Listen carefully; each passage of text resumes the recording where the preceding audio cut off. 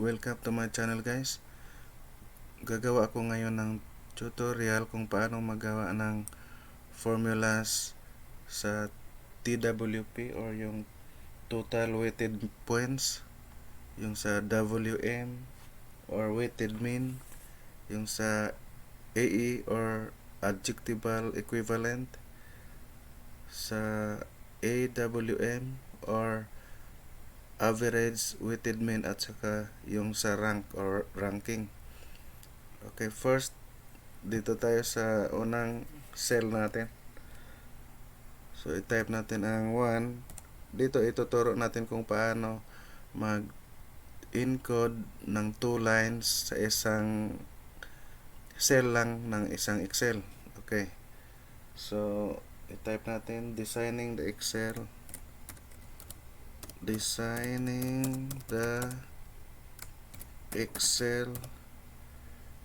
Okay, gusto natin i-type dito sa ibaba nito yung template na Word template.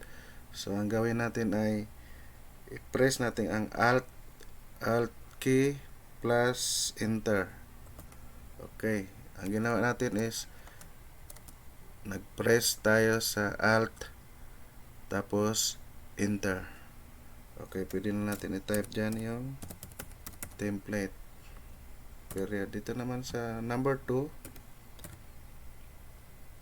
type natin making formulas.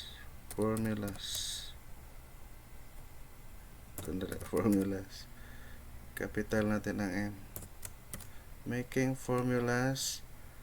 Ganon din, Alt, then Enter. Okay. With Excel. Okay. So nagawa na natin ang first na task natin.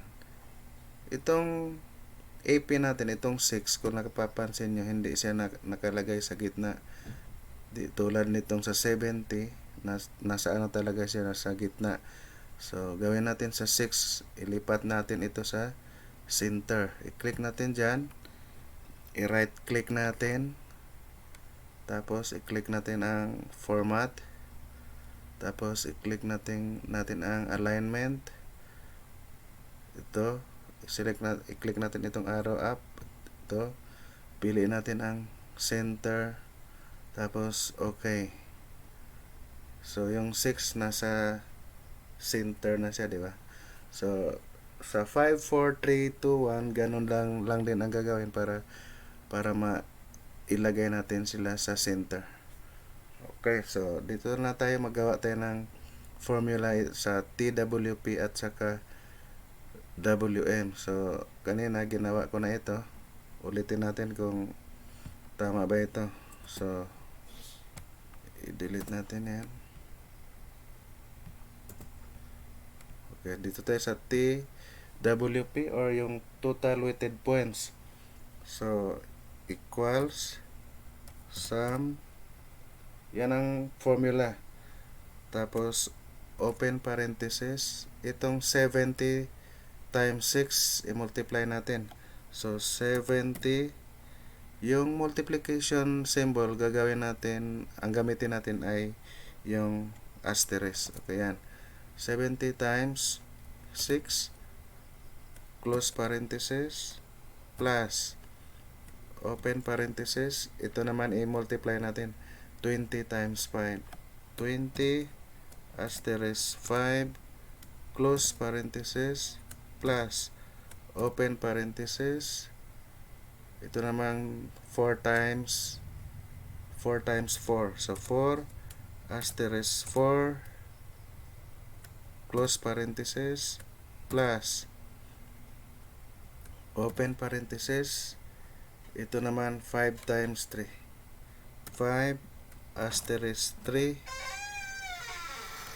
close parenthesis plus, tapos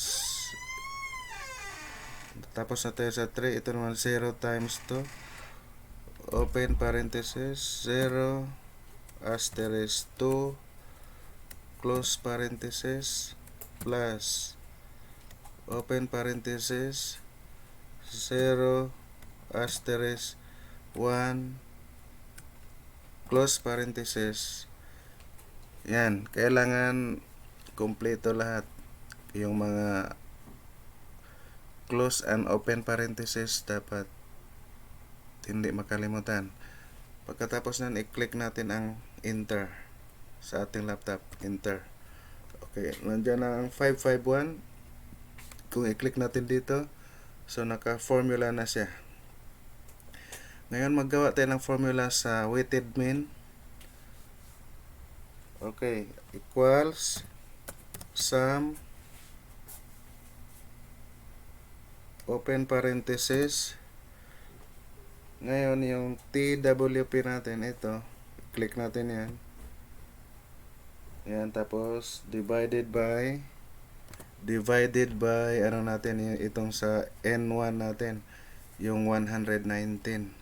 So 119, tapos close parenthesis. Okay, tapos i-enter natin ang enter key sa ating laptop. Enter. Okay, 4.63. Ngayon gagawa tayo ng formula sa adjectival equivalent. Ito medyo mahaba siya kasi 6 ang ating adjectival equivalent dito sa always practice, almost always practice, hanggang dito sa never manifested. Okay, meron tayong values dito sa always practice from 6.00 hanggang dito tayo sa 1.83 for never manifested. Siyempre meron tayong numbering dito 1, 2, 3 hanggang 6. Okay, ang first gawin natin is equal sign, tapos if. Gagamit tayo ng if statement para magawaan natin ng formula ang ating AE. So if open parenthesis,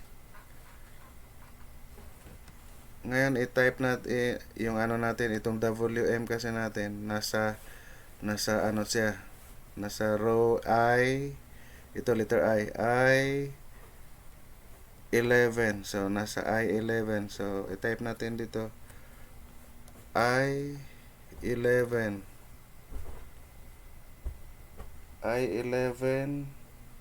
so greater than or equals, kasi gagamitin natin itong 6.00, 5.16 hanggang 1.83. So gumamit tayo ng ano, ng greater than sign kasi nag-start tayo sa greatest to lowest. Kung baliktarin natin, kung lowest to greatest ang gamitin natin, so ang gamitin natin is yung less than sign. Okay, so gagamit tayo ngayon ng greater than sign kasi mag-umpisa tayo dito sa 6.00. Okay, so lagay natin 6 instead of 6.00, 6 lang ilagay natin, tapos comma, tapos quotation mark, itong ilagay natin always practice,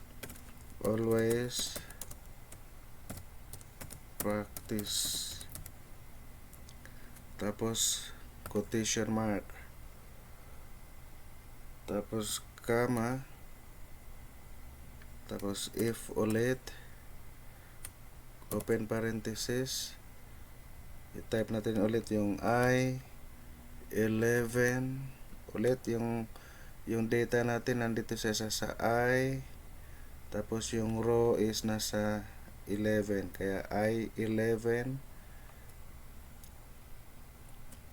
greater than or equals to, ngayon dito na tayo sa 5.16 comma, tapos quotation mark, almost always, okay, almost always practice, quotation mark, comma. So if ulit, open parenthesis, I11 greater than equals to 5.16. Ngayon dito na tayo sa 4.33. 4.33 comma quotation mark, often practice. Yan, often practice, quotation mark, comma. If, open parenthesis, I11 greater than or equals to, dito na tayo ngayon sa 3.5,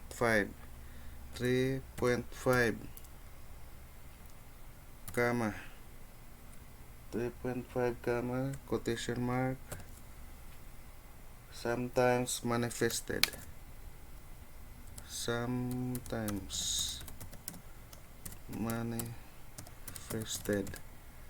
quotation mark, comma. If ulit, open parenthesis, I11 greater than or equals to, dito na tayo sa 2.67, comma, quotation mark, rarely manifested, quotation mark, comma. Tapos if, open parenthesis, I11 greater than or equals to, sa last na tayo, dito na tayo sa 1.83. Tapos comma, quotation mark, never manifested. Tapos quotation mark, then close parenthesis 6 times, close parenthesis kasi 6 din ang ating adjectival equivalent. 1, 2, 3, 4, 5, 6. So 6. 1, 2, 3, 4, 5, 6. Ulitin natin kung 6 ba talaga ang ano natin. Close parenthesis. 1, 2, 3, 4, 5, 6. Kailangan hindi sumobra. Tapos i-press natin ang enter. Okay. So often practice ang lumabas kasi yung weighted mean natin is 4.63. So tama, dito siya nabilong sa often practice. Yan siya, tama na yan siya. So ito gawin natin ang pangalawa. Gagawa tayo ng TWP muna. TWP is, ang TWP equals sum, open parenthesis, 60, yan ulit 60 asterisk times to 60 times 6 times 6 close parenthesis plus open parenthesis 20 times 5, 20 asterisk 5 close parenthesis plus 5 times 4. So 5 asterisk 4 open close parenthesis plus open parenthesis, ito na 2 times 3, 2 asterisk 3 Yan, tapos plus. Yan na, 0 asterisk 2 close parenthesis plus open parenthesis 0 asterisk 1 close parenthesis enter. Oy, mali. Tingnan natin ano saan nagkamali. Sum 60 times 6 plus dito tayo equal sum 60 times 6 plus 20 times 5 plus 5 times 4 plus 2 times 3 2 times 3 plus dito tayo nagkamali. Ito yan, dapat 0 times 2 kasi yung dito natin 0 yan, 0 times 2 tapos next 0 times 1, so 0 times 1, tama na yan, enter natin, click enter. So 486. Ngayon isolve natin yung WM or yung weighted mean. So weighted mean is equals sum open parenthesis dito, click natin ang TWP or yung 486 divided by N1 or yung 119 tapos close parenthesis enter. So 4.08. Ngayon maggawa din tayo ng formula sa 4.08. So madali na lang yan. Kung meron pang next nito number, may pangatlo pa 3, 4, 5 hanggang 10 ba, so madali na kasi nakapagawa na tayo ng isang formula dito sa taas. Sa open practice nandyan ang formula. So ang kailangan natin gawin ngayon para makagawa din tayo ng adjectival equivalent dito sa pangalawa, so ito lang, i-click natin dyan ang cursor, tapos yung nakikita nyo yung may parang positive sign, i-drag lang natin pababa. Yan, i-drag lang natin pababa, tapos i-release natin. So meron na siyang adjectival equivalent, which is sometimes manifested, kasi 4.08 so dito siya na bilong sa 3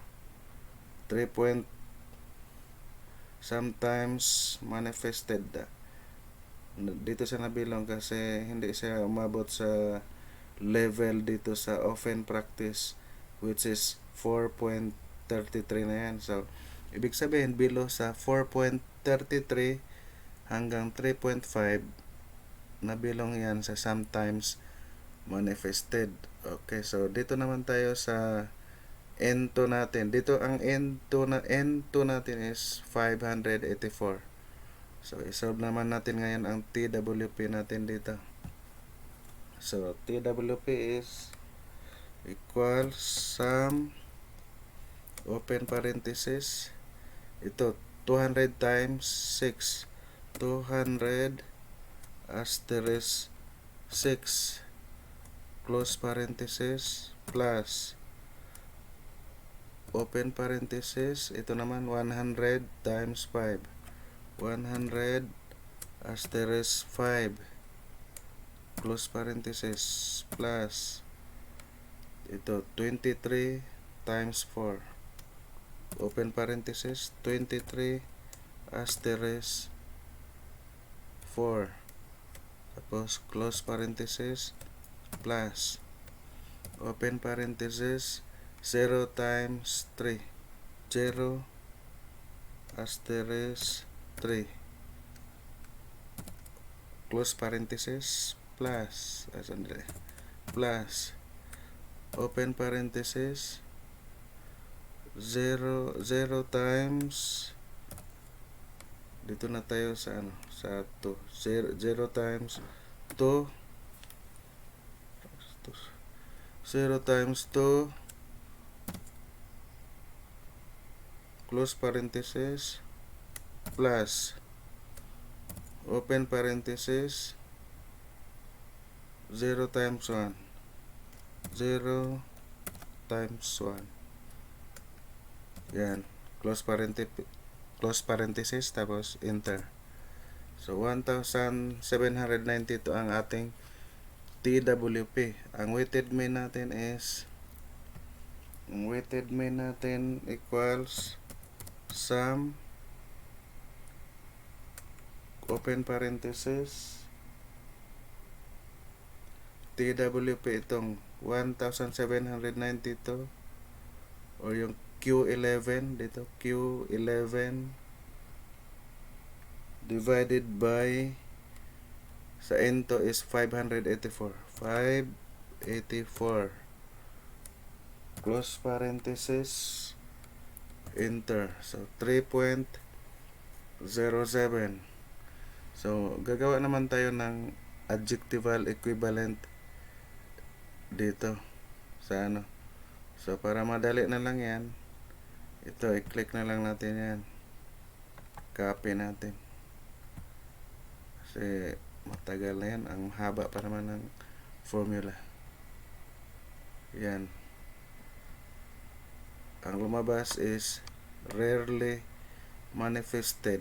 Check natin kung tama siya kasi nasa 3.07.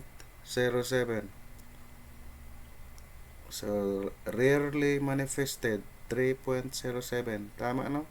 Kasi hindi siya lumampas sa 3.5 para dito sa sometimes manifested.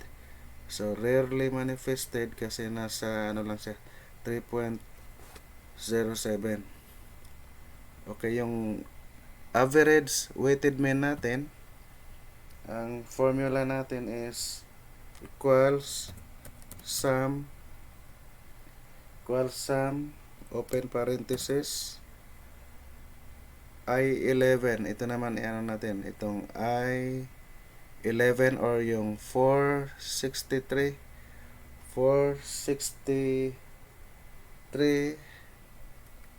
plus ito yung ano natin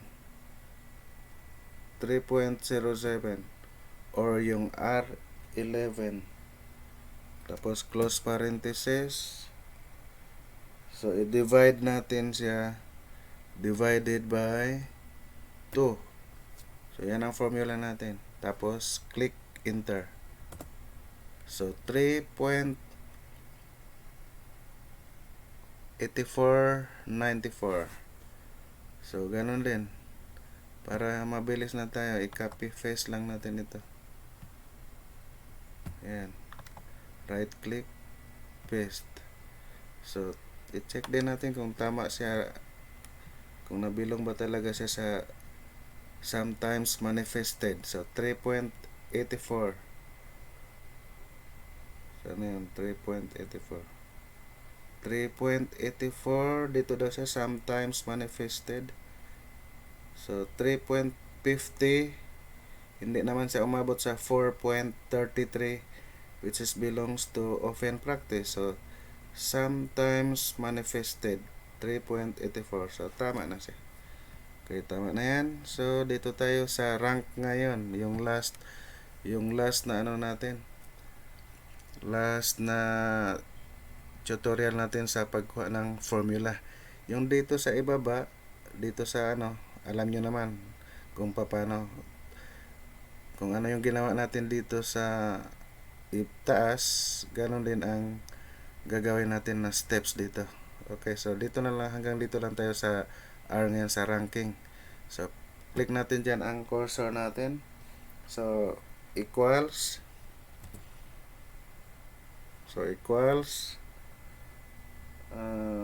rank. I-type natin ang rank kasi ira-rank natin siya.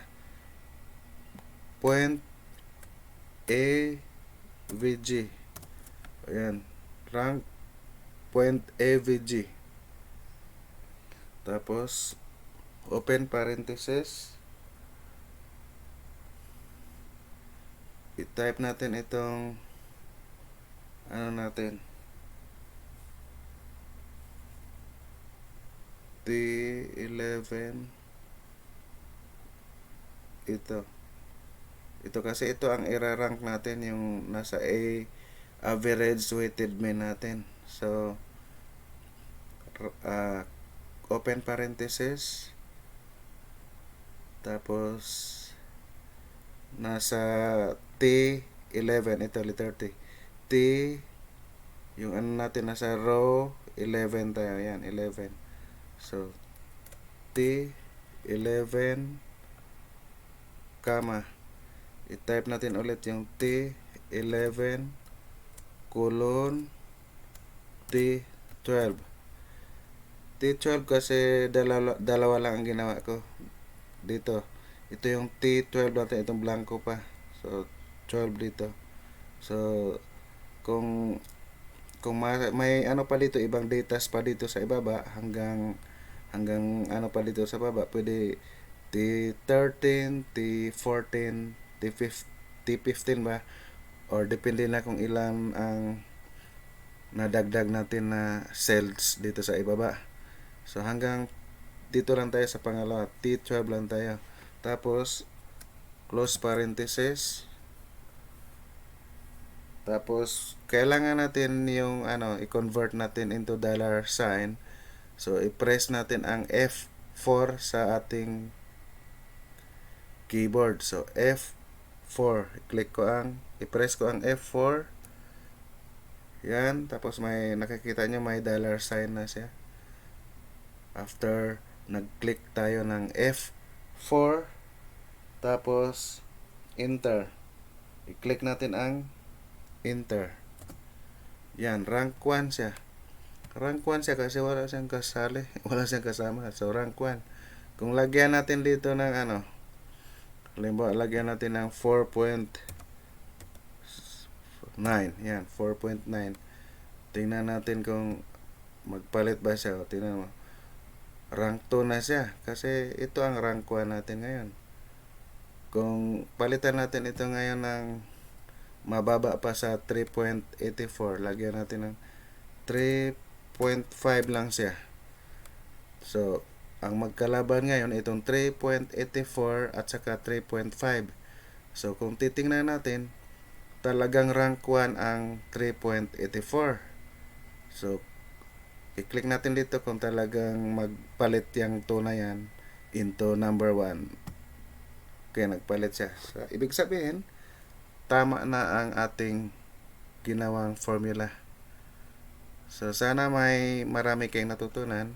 Kung hindi nyo pa makuha, kasi itong ganitong paggawa ng formula sa Excel, kailangan paulit-ulit siyang gawin, or kailangan siyang i-practice talaga para makuha natin. So yun lang talaga ang natin ngayon, yung purpose natin sa video tutorial natin.